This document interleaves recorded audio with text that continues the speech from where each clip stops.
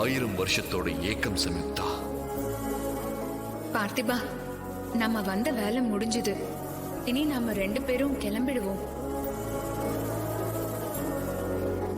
நான் திரும்ப வருவதற்கு காரணமாக இருந்தது இந்த சித்தார்த் தான்.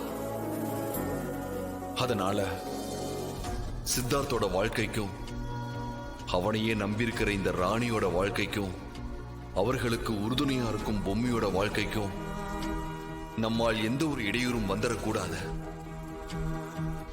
சித்தார்த்தின் உடலில் இருந்த ஆத்மாவாக வெளியேறி நீயும் நானும் புண்ணிய ஆத்மாவாக அந்த ஈசனின் பாதத்தில் சரணடைஞ்சிருவோம். சரி பார்த்திபா. ரொம்ப நன்றி சம்யுக்தா அக்கா. ராணி, எங்களாலதான் உனக்கு ரொம்ப கஷ்டம். அப்படியெல்லாம் இல்ல சம்யுக்தா. என்னைக்குமே நாங்க தான் உனக்கு நன்றி கடன் பட்டிருக்கோம். சரி பொம்மி, நானும் பார்த்திபனும் போறோம்.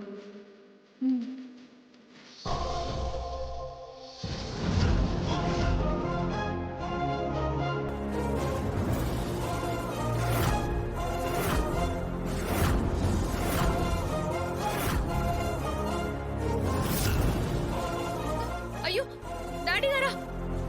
ராணி, சித்தார்த்துக்கு ஒன்னும் ஆகாது. எங்களோட மறுபிறப்பின் நோக்கம் நிறைவேறிடுச்சு. 1000 வருஷங்களுக்கு முன்னால பார்த்திபனோட காதலியா இருந்தனா எப்பவும் பார்த்திபனோட காதலியா அவரு கூடவே தான் பயணிக்க போறேன். நான் வரேன் ராணி.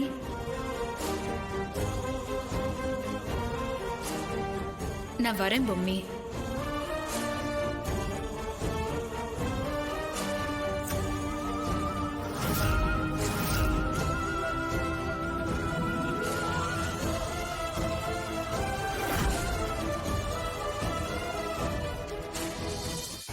ராணி, நான் சொன்னேன்ல, குழந்தை பிறக்கிற வரைக்கும் நாம நினைச்சு கூட பார்க்க முடியாத பல பிரச்சனைகள் வந்தே தீரும்னு.